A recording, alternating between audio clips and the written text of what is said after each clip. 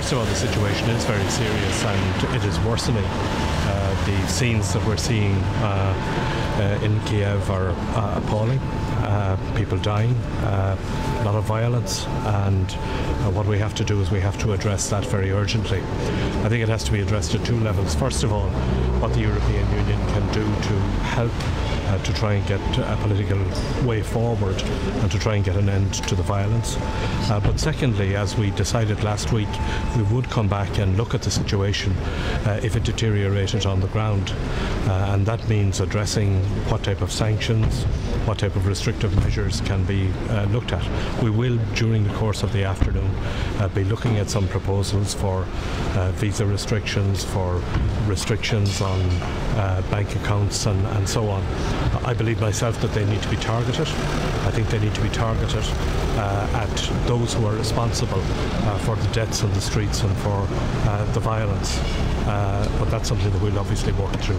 And do you think the situation has deteriorated sufficiently, given your statement at the last meeting, that you do need to actually take some sort of action? Yes, I do believe that we do need to take action. I think the situation has deteriorated quite dramatically over the course of the past week, and in particular over the course of the past number of days.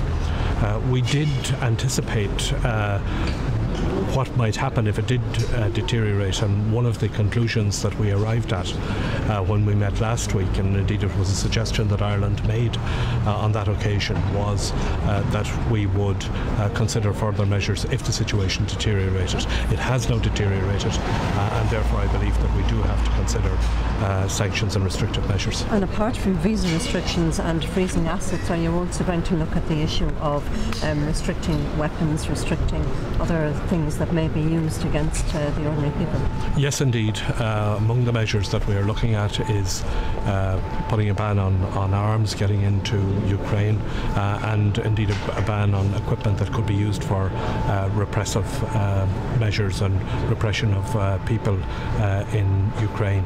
But I think it is. I think there are two sides, two elements to this. First of all, there's the action that we take in response to the deterioration, which is around sanctions and restrictions and arms embargoes.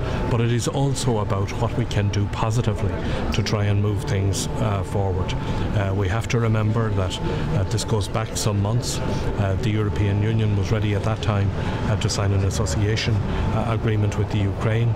We're very conscious of the fact that very many people in Ukraine want to be associated with the European Union, want to be part of the European family, and are looking to the European Union for assistance in these very difficult days.